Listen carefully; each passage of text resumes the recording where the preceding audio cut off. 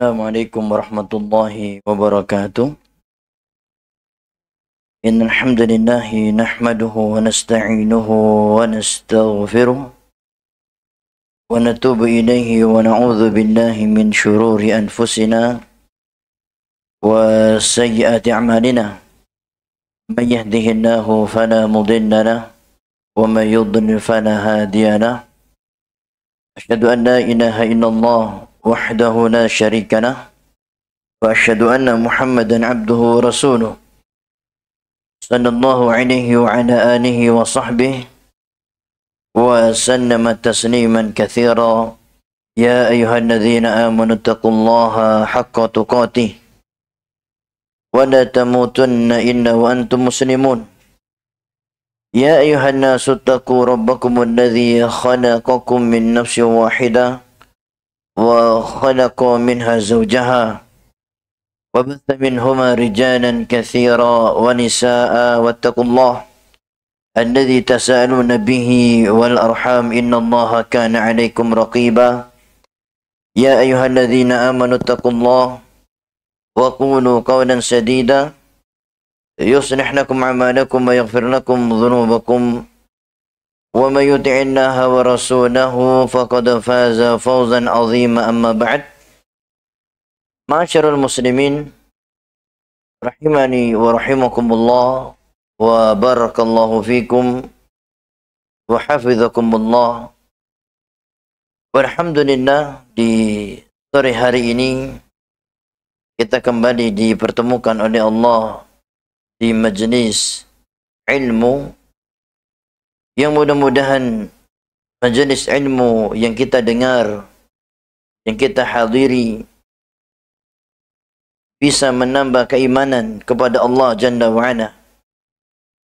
Yang mana keimanan adalah modal terbaik, bekal terbaik menjalani kehidupan dunia yang sementara ini. Dan juga keimanan merupakan bekal terbaik menghadap Allah sebagai bentuk pertanggungjawaban atas apa yang dia lakukan selama di kehidupan dunia ini. Dan insyaAllah di kesempatan sore hari ini, judul dari kajian kita adalah beramal tanpa ilmu. Beramal tapi tidak dilandaskan atau tidak berdasarkan ilmu. Maka apa hukumnya? Atau apa yang terjadi bila beramal tanpa ilmu? Allah Subhanahu wa ta'ala membedakan umat Islam dengan selainnya. Dan perbedaan yang paling mencolok, perbedaan yang paling tampak, yang membedakan antara umat muslim atau kaum muslimin dengan orang-orang kafirin dari kalangan Yahudi dan Nasrani, yang paling membedakan mereka adalah mereka berilmu dan beramal. Berilmu dan beramal. Perbedaan muslim dengan orang-orang kafir musyrikin telah Allah sebutkan di dalam surat Al-Fatihah ayat yang ke-5 sampai ayat yang ke-7.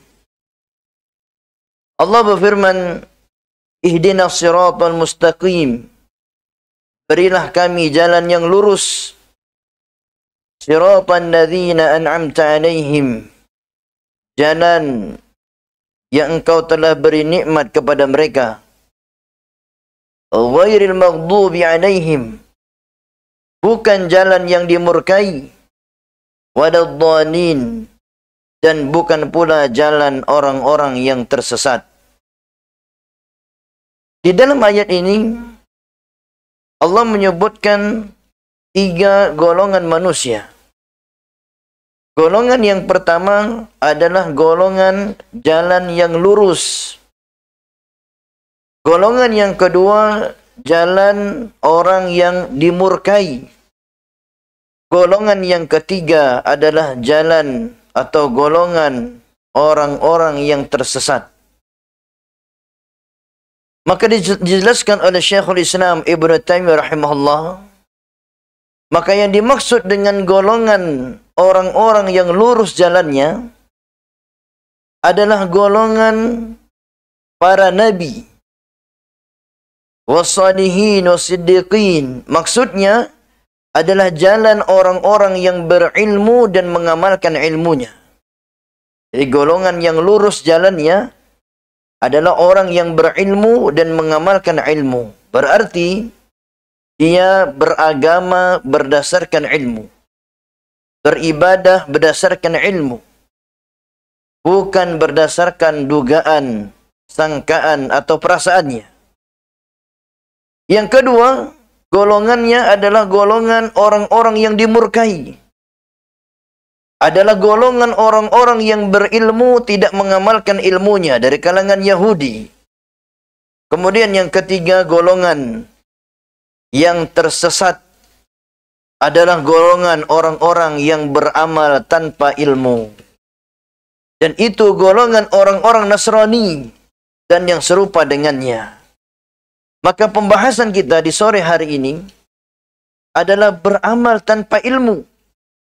Dan ternyata di dalam surah Al-Fatihah, orang yang beramal tanpa ilmu disebut dengan ad-dhalin, orang-orang yang tersesat jalannya. Jadi orang-orang yang beramal tidak dilandaskan ilmu, tidak berdasarkan ilmu Al-Quran was sunnah, maka dia tergolong dalam wadadhdhalin, orang-orang yang tersesat jalannya. Maka penting sekali kaum muslimin mempelajari ilmu agama ini, ilmu syariat, agar diselamatkan dari kesesatan. Dan yang kedua, agar amal solehnya diterima oleh Allah Jalla wa'ala. Yang mana berilmu tentang syariat, tentang agama, dalam menjalani ibadah kepada Allah merupakan syarat diterimanya amalan. Hal ini telah disebutkan dalam surah Al-Ma'idah ayat ke-27. Innama yataqabbalullah minal muttaqin. Sesungguhnya Allah hanya menerima dari orang yang bertakwa. Allah hanya menerima amalan orang yang bertakwa. Maka yang jadi pertanyaan, siapa orang bertakwa itu? Kata Imam Ibnul Qayyim ketika mentafsirkan ayat ini, orang yang bertakwa adalah orang-orang yang dia beramal saleh berdasarkan ilmu. Itulah orang yang bertakwa.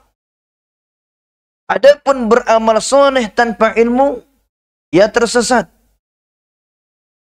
Adapun berilmu tanpa amal saleh, dia dimurkai.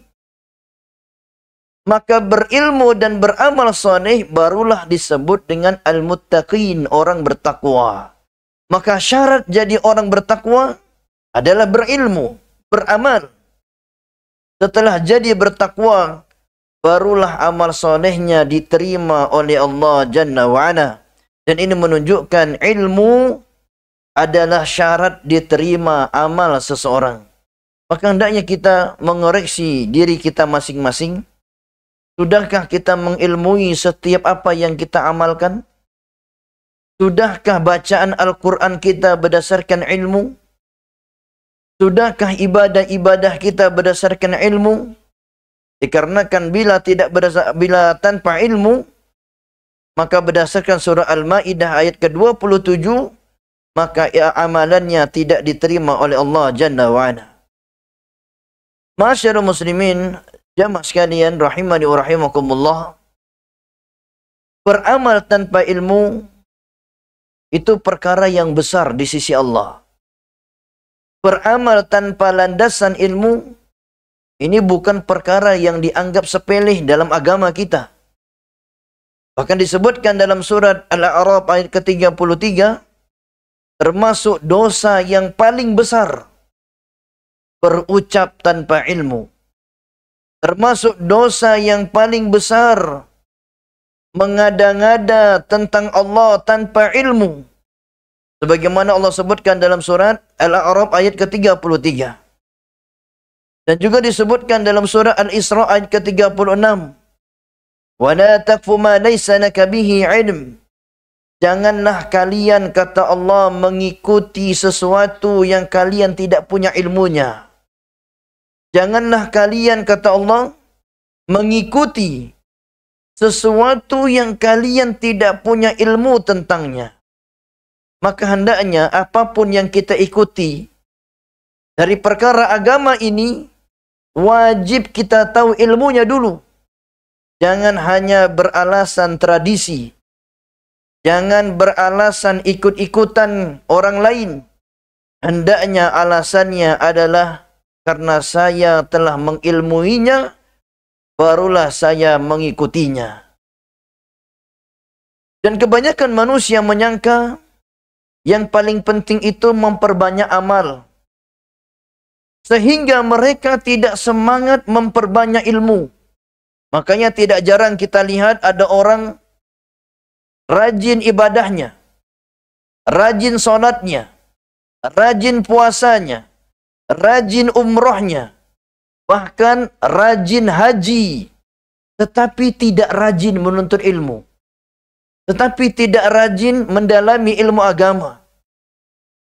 Kenapa demikian? Karena dia mengira beramal sudah cukup. Tidak perlu berdalam-dalam masalah ilmu. Padahal ilmu lebih penting daripada amal. Ilmu lebih penting daripada amal. Karena ilmu menentukan amalan itu diterima atau tidaknya. Allah Subhanahu wa taala berfirman dalam surah Al-Furqan ayat ke-23, "Wa qadimna ila ma 'amilu min 'amalin faj'alnahu haba'an mansura." Dan kami jadikan amal-amal mereka yang dulu mereka kerjakan di dunia, kami jadikan seperti debu yang berterbangan. Maksudnya, amal-amalnya tidak diterima. Kenapa tidak diterima? Dikarenakan tidak berdasarkan ilmu apa yang dia amalkan selama ini. Dia mengamalkan sesuatu tidak berdasarkan ilmu Al-Quran wa Sunnah. Maka yang jadi pertanyaan sekarang, apa yang dimaksud dengan ilmu? Karena ilmu ada banyak. Maka yang dimaksud dengan ilmu yang kita sebutkan dari tadi adalah dalil, bukti. Yang bukti itu bersumber dari Al-Quran dan juga hadis yang sahih. Itulah ilmu yang diinginkan. Maka disebutkan oleh Syekh Ahmad bin Abdul Halim Al-Harrani, "An ilmu ma qama alaihi ad-dalil, wan nafi'u minhu ma ja'a bihi rasul." Ilmu itu adalah kesimpulannya apa yang ada dalilnya, apa yang ada buktinya dari Al-Quran dan Sunnah yang sahih. Sedangkan ilmu yang bermanfaat adalah ilmu yang dibawa oleh Rasulullah sallallahu alaihi wasallam. Maka itulah ilmu yang kita inginkan, yang bersumber dari wahyu minallah jalla wa ala. Kemudian berikutnya pembahasan kita, apa akibatnya kalau beramal tanpa ilmu? Apa akibatnya? Disebutkan dalam hadis dari Al-Bara bin Azib, beliau menuturkan, menyampaikan khutbah kepada para sahabat pada hari Idul Adha. Setelah mengerjakan salat Idul Adha, kata Bara bin Azib, Rasulullah bersabda, "Man shalla salatana wa nasaka nuskana faqad asaban nusk." Siapa yang salat seperti salat kami, kata Nabi, setelah salat Idul Adha dia menyembelih hewan kurban seperti kami, maka dia mendapatkan pahala kurban. Jadi kalau kita berilmu, beramal seperti ilmu dan amalan Nabi, dapat pahala kurban. Tetapi kata Nabi, barang siapa yang berkurban, menyembelih hewan kurban sebelum salat Idul Adha, maka dia tidak mendapatkan pahala kurban, tetapi hanya mendapatkan sesembelihan biasa dan tidak dianggap sebagai hewan kurban. Maka Abu Burdah yang merupakan paman dari Al-Bara bin Azib dari jalur ibunya mengatakan, "Ya Rasulullah, aku tadi telah nyembelih kambingku sebelum sholat. Ya, aku inginnya bahwasanya hari ini yang paling pertama disembelih adalah hewan kurbanku. Aku senang jika kambingku adalah binatang yang pertama kali disembelih di rumahku. Oleh karena itu," kata Abu Burdah, "aku sembelih kambingku sebelum sholat Idul Adha." Maka Rasulullah menjawab, "Kambingmu itu hanya kambing biasa, dan engkau tidak mendapatkan pahala kurban, yang dimakan hanya dagingnya saja, bukan kambing kurban, karena disembelih sebelum sholat Idul Adha." Tetapi kita perlu simak di sini, sahabat saja kalau beramal tanpa ilmu tidak dapat pahala. Sahabat Nabi beramal tanpa ilmu tidak mendapatkan pahala kurban. Itu menunjukkan ilmu sangat penting dalam beramal. Jangan sampai kita beramal banyak-banyak atau memperbanyak amal, ternyata di sisi Allah tidak diterima. Kenapa tidak diterima? Karena amalannya tidak dibangun di atas ilmu, tidak dibangun di atas dalil dari Al-Quran dan Sunnah yang sahih. Maka benarlah apa yang disabdakan oleh Rasulullah, "Man ahdatha fi amrina hadha ma laysa minhu fahuwa rad." Barang siapa yang beramal atau membuat-buat syariat tanpa dasar ilmu, maka amalan yang dibuat-buat tanpa dasar ilmu itu, kata Nabi, raddun, tertolak pahalanya.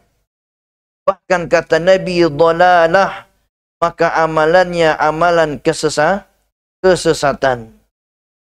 Maka hendaknya kita semua teruslah bersemangat menuntut ilmu. Dikarenakan dengan ilmu Allah menerima amal soleh kita. Dengan ilmu kita bisa membedakan mana amal soleh yang diterima, mana yang tidak. Dengan ilmu kita tidak mengedepankan perasaan. Dengan ilmu kita tidak mengedepankan kecerdasan, tidak mengedepankan akal pikiran, tetapi yang dengan ilmu kita kedepankan wahyu dari Allah. Kita kedepankan Al-Quran, kita kedepankan sunnah Nabi, kita kedepankan hadis-hadis yang sahih, sehingga hidup kita tentu arahnya, jelas arahnya menuju rahmat dan ridha Allah Jalla wa'ala. Maka pada suatu hari ada seorang laki-laki bertanya kepada Abdullah bin Mas'ud. Dia mengatakan, "Ya Abu Abdurrahman, amalan apa yang paling utama?"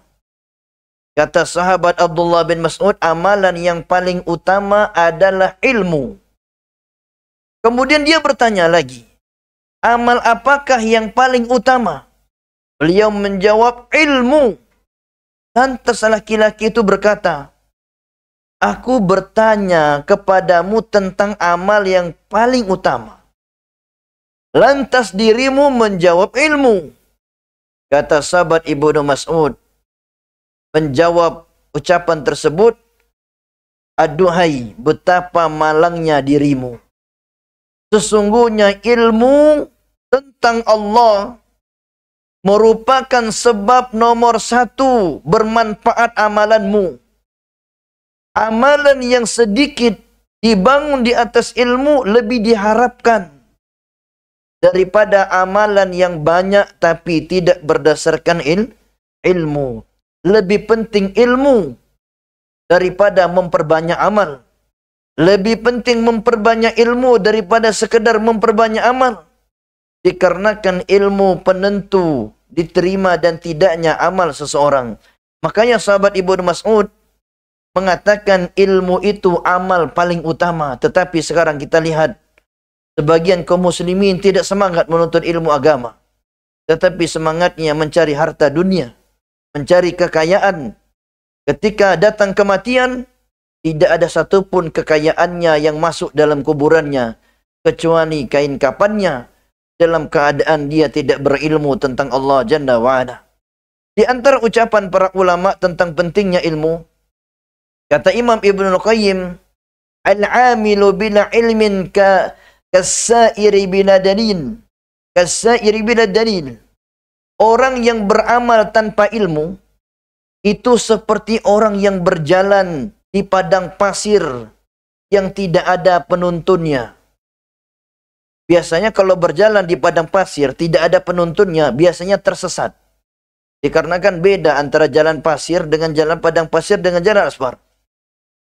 Dan juga disebutkan oleh Syekhul Islam Ibnu Taimiyah rahimahullah, man faraqad dalil dhalla sabil wala dalila illa bima jaa bihi rasul. Siapa yang terpisah dari ilmu, barang siapa yang terpisah dari ilmu dan dalil, maka dia akan tersesat dikarenakan tidak ada penuntun hidupnya. Jadi ilmu itu disamakan oleh para ulama dengan penuntun hidup. Manusia itu diciptakan dalam keadaan buta. Maksud buta di sini tidak berilmu.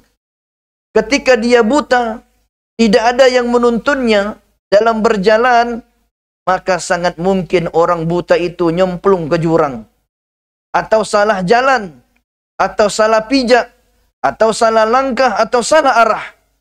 Sebagaimana disebutkan dalam Al-Quran, sesungguhnya kalian keluar dari perut ibunya dalam keadaan la ta'lamuna syai'a, tidak tahu apa-apa. Maka kalau tidak tahu apa-apa, butuh yang namanya penuntun agar terarah jalannya. Kemudian kata Al-Hasan Al-Basri, al-amilu ala ghairi ilmin kasalik ala ghairi tariq. Orang yang beramal tanpa ilmu seperti orang yang berjalan bukan pada jalan yang sebenarnya. Bukan pada jalan yang sebenarnya. Kemudian kata Umar bin Abdul Aziz, man abidallah bighairi ilmin kana yufsidu akthar mimma yuslih. Siapa yang beribadah kepada Allah tanpa dasar ilmu, maka kerusakan lebih banyak daripada kebaikan yang dia dapatkan. Maka mulai sekarang hendaknya kita tanam dalam hati kita semua, ilmu lebih penting daripada memperbanyak amal. Yang lebih parahnya lagi, sudahlah beramal solehnya malas, nuntut ilmu pun malas. Yang ini lebih parah kondisinya. Maka hendaknya kita pahami ilmu adalah pondasi amal. Ketika amalan tidak ada pondasinya dari ilmu, maka amalan itu tinggal tunggu robohnya saja. Tinggal tunggu robohnya saja. Dan mudah-mudahan Allah Subhanahu wa Ta'ala menjadikan kita semua orang-orang yang berilmu dan mengamalkan ilmunya. Dikarenakan ilmu adalah syarat diterima amal soleh seseorang. Jangan sampai kita mengira sudah banyak beramal, tetapi ternyata tidak berdasarkan ilmu, yang akhirnya di hari kiamat Allah tidak menerima amalan-amalan kita semua. Mari kita bertobat kepada Allah dari kejahilan kita, bertobat dari kemalasan menuntut ilmu, dari kejahilan kita terhadap ilmu, yang mana tujuan kita hidup di dunia ini adalah mengilmui tentang Allah agar kita beramal sesuai dengan apa yang Allah inginkan, bukan beramal sesuai perasaan dan nafsu-nafsu yang kita miliki. Wallahu ta'ala a'lam bis-shawab. Naktafi bihadza. Kita cukup sampai di sini kajiannya. Mudah-mudahan singkat ini bisa diambil pelajaran darinya dan bermanfaat khususnya bagi kami pribadi dan kaum muslimin seluruhnya. Wallahu ta'ala a'lam bis-shawab. Naktafi bihadza. Subhanakallahumma wa bihamdika asyhadu an la ilaha illa anta astaghfiruka wa atubu ilaik. Assalamualaikum warahmatullahi wabarakatuh.